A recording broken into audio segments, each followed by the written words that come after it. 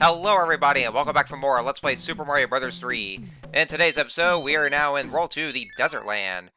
And so, something about like, deserts and pyramids and all that. Oh my god, evil blocks! These are actually called, Pile Driver Micro Goombas. That's kind of a mouthful, so I'm just gonna call them evil blocks. They want our revenge on us because of how many we bashed them all. Actually, just makes me think of those block characters in Bowser's Inside Story, which, like I said in my Let's Play of Super Mario Bros. 1, it actually retcons the whole thing about Bowser turning the Mushroom Community citizens into blocks. And I want to get that star map. Give me that star map. Give me that star map. Thank you. There we go. Yeah, that's the star map returning in this game. Very much the same as it did in the previous games, except that well, you see the animation where Mario jumps and he's doing a forward somersault. Yeah, it's kind of cool in a way, and nice little detail there, which is actually something they do for the rest of the game. So, anyway, so there's a couple things I never mentioned in the last episode that I really should have, because it's right there and it was obvious. It's one of the basic ones.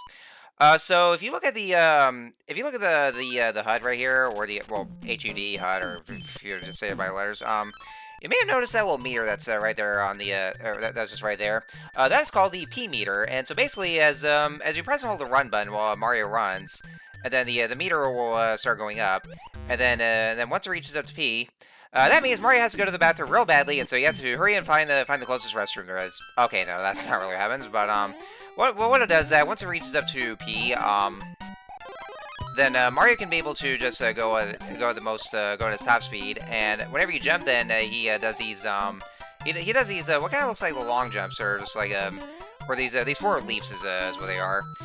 And so not only that though, but whenever you're a Raccoon Mario, or for a later power that we'll be seeing later on, as long as the P is high, then Mario can be able to fly as long as he's Raccoon Mario, and so that way there he can actually be able to get up to higher places that he couldn't before, because many of these levels actually do have some higher places in the sky, or just sub areas, and like they usually just lead to bonus areas and whatnot.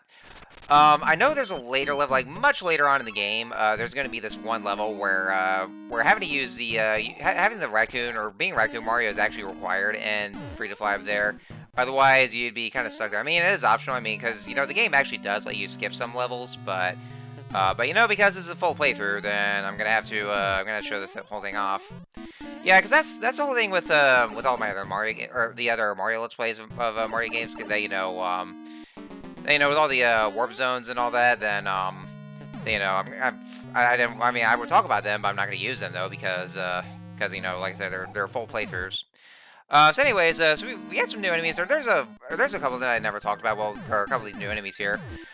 These ghosts here, they're called Boo Buddies. They're actually they seem to be a lot more malicious here in this game than, well, they start off as malicious before they just become like absolute troll pranksters. They be later games.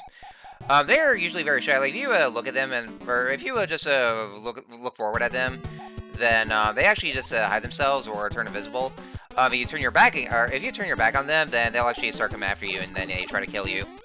And these other block enemies, the blue ones that try to stun me, those are thwomps. If you get close to it, then they'll just suddenly drop down and try to squash you. And then they'll just start slowly rising back up, and then you have to just wait until you have enough room to go right under them. So that's something to be careful for. And also, the one other enemy that we saw in the fortresses in World 1, but I never mentioned or never talked about at all. Those skeletal Koopas, they're dry bones. Dry bones, well, makes sense for skeletons. They never die. Well, I mean, there could be some ways to kill them, but I don't think it works in this game, though. I'm thinking of later games, though. Or actually, maybe there is a way, but you have to have a Starman for that, though. If it's ever possible. But but if you see those dry bones, every time you jump on them, then their bones their bones just fall apart. And then after about a few seconds, then they reassemble themselves, and then they just resume their kind of killing activities there, or however I say it there. And yeah, I guess that's all to say. So now, one more thing I never mentioned though. So I know there's probably like different ways that a lot of you guys were introduced. Like, to those of you who were born in the 80s or the late 80s, and then they probably saw this game being released. So I mean, now I wasn't even around when that game. I wasn't even born yet when this game came out, and so basically I was just you know, I basically was introduced to this game after having heard about it. I can't even speak today. Yeah, sorry, I just woke up and I just had my coffee. So, to those of you who were born in the 80s and were into gaming back in the day, a lot of you guys have first heard about Super Mario Bros. 3 thanks to this movie. We don't really talk about this movie, but it was actually thanks to this one that a lot of people were, and the gamers of that time, that generation were introduced to this game here. So I guess that's a thing, despite its reputation there. I have never seen the movie myself, so I don't know much about it, but considering what I've heard about the movie, it's probably for the best. Anyway, so there's actually one trick I'm doing right here, where, you know, if you actually just time it just right, then you just shoot that Koopa shell over to those blocks, and then you get some coins for that. And then I got 3 stars right here for the cards, so I get a 5 up here. So yeah, depending on what kind of items there are, then you get some different kinds of 1-ups. Like I think for mushrooms, it's the 2-ups, and stars it's 5-ups. So oh, that is one pissed off son right there. He's in a bad mood. I wonder why. What do we ever do to him? Wait, make sure you jump over that tornado there as you keep running. Oh, wait, what's it doing? Oh, shit, it's trying to kill me. What the hell? That's trying to fucking kill me? Are you kidding me? Guys, I hate to tell you this. This is Florida in a nutshell. Yeah, and it's already summertime today, so... And then, there we go. Oh, shit. Oh, shit, guys. I think the solar system is fucked right now because we just destroyed the fucking sun. Okay, well, it's not the real sun. It's actually known as the angry sun. And I gotta say, though, like, you know, well, the angry sun, for one thing, is kind of a pain in the ass to avoid, but I gotta say, though, like, you know, I do remember, like, in, you know, it appears as an addition in Super Mario Maker 2, and just the second game, not the first game. For some reason, though, they redesigned the Angry Sun to where it doesn't really look angry at all. It's more like, it looks more like, you know, he's just doesn't give a shit about anything, or like the indifferent sun. Like, we basically call it the indifferent sun because, you know, he looks indifferent, so... Yeah, I mean... It may be funny at first glance, but... I mean, if it's called the Angry Sun, it's supposed to look angry, so that's some kind of a design change that I'm really not particularly fan of. I mean, you know, as much as I love Super Mario Maker 2, and, you know, it's a great kind of upgrade for Mario Maker 1, that's one of the changes I didn't like there. So, anyway, let's see here. I gotta say, though, like, some of the levels, like, I'm gonna make a comparison, once again, to the All-Star Sport. Some of the levels, like, you know, like in the first few levels, we're having a clear blue sky. They actually changed the background to, well, one of those minor changes where they changed the background to it's more of a sunset kind of setting, and I actually really do like how they did it because, I mean, it's actually more fitting for a desert theme level, and plus, actually, it actually looks a little prettier here on the Super Nintendo. So I actually kind of do like that change that they made there in the All-Star Sport. It does look pretty, yeah. And yeah, once again, this level is, I mean, well, the whole world here is, I mean, not too long, I would say. I mean, just make through 15 minutes of this one here. Oh, cool, we get a hammer. So, some of the Hammer Brothers levels, or the Boomerang Brothers levels, sometimes you get rewarded with the hammers themselves. What you can do is that once you're in the overworld, you use that hammer on those blocks, and then you'll get some secret passages right here. And I want to go to this one here in particular, because there's one certain item if you open this one chest here, and we're going to need it for next world. This right here, this is a frog suit. And we'll be seeing that in the next world, because the next one's going to be water-themed, and so we're definitely going to be needing this frog suit. I mean, you know, you don't have to have it, though. It's not really required, though, but it's definitely recommended. And, oh, shit! Oh, God! Oh! Okay, dog chase after. So these are chain chops, and fun fact, guys, to those of you who are not aware at all, the chain chomps are actually are basically inspired by how Shigeru Miyamoto was nearly attacked by a dog, or maybe he was attacked by a dog, and so that kind of experience is what inspired him to create the chain chomp in the first place. So yeah, he's basically giving his own fears over to us. So yeah, thanks Miyamoto. But then again, though, I mean, for one thing, I mean, can you really blame him though? Because you know, because you know, I get the shit scared out of me if I ever saw something like that. But like, namely chain chomps here. So. I mean, especially more so in Mario 64, because it's one of those things where, you know, you see one in Bomb on Battlefield, which is, by the way, the very first level in the game, and then you suddenly see a chain chomp, it's like, oh, jeez, like, the game's already terrifying as it is. Ugh. Many of the things in Mario 64 are always terrifying. Think about the fucking eel and then the piano that gave me PTSD since then when I was playing that as a kid. You guys know that story. I told you that back in my Super Mario 64 Let's Play. You guys remember that? You still remember that? I hope you do. I still remember it. I can never forget that one. I turned the game off after that and then never went back to the play server again. God damn Miyamoto, why? Ugh.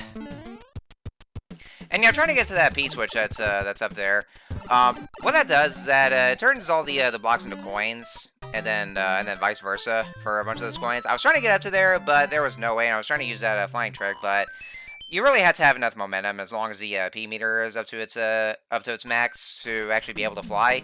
But I wasn't able to do that, so I couldn't get that P meter. So it's kind of one of those design choices where it's just hard to get to. I mean, there could be some ways to fly bashing those blocks, but they just all turn to solid blocks. And oh god, that mushroom looks like it's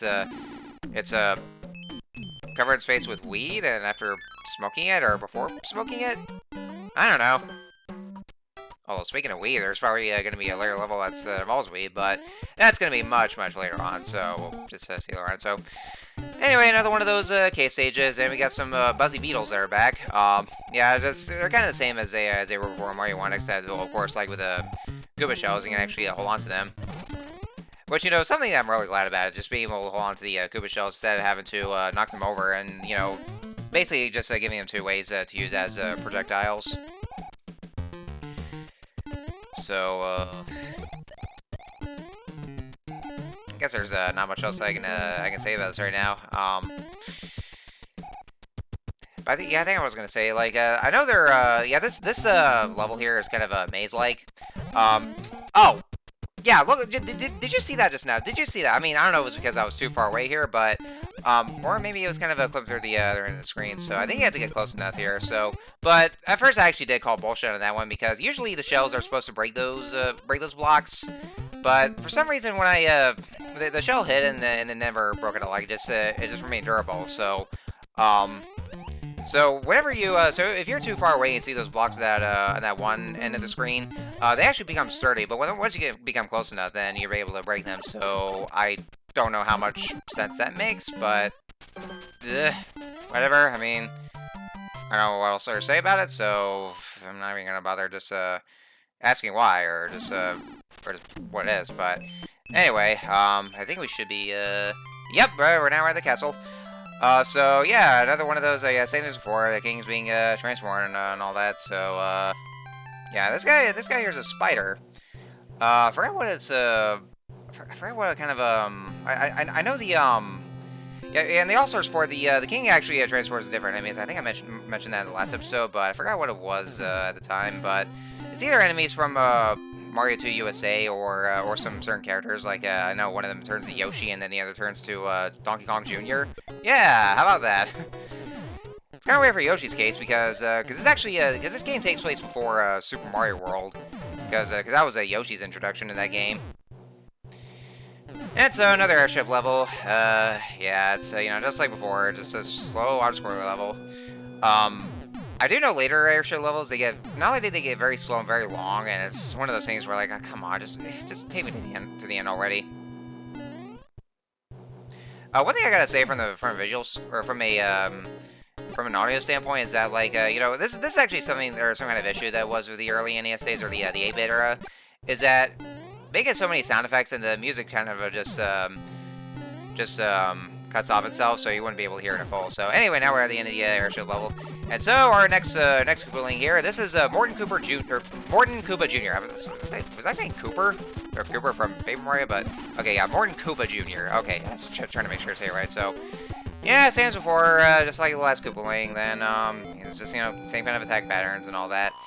Because, like I said, the Koopalings are very much are kind of like the same. Some of them had different strategies, though, but not all of them, so, so they might just mostly be the same here, so. Anyway, so now we got the one back, and so, I think I'm back to my old self again. Thank you so much. Here is a letter from the princess. Dialogue box is so slow. Because, yeah, very much so, so. See, greetings, you can stop on your enemies using Gooma's shoe. I have enclosed a jewel that helps protect you. So yeah, she's talking about that one shoe, which I don't think it appears until World 5. Yeah, I think it's in World 5, actually. I don't know if it's in in the next 2 levels, but I only see it in World 5, though, so she's basically just telling us ahead of time, so... Anyway, so now we're at World 3, the Waterland, and so that's what we'll be doing in the next video, and so this is actually where the frog suit comes into play, but we'll see more about it, so... Anyways, next time on Let's Play Super Mario Bros. 3, we're going to do Waterland and water levels and all that, so I will see you guys next time.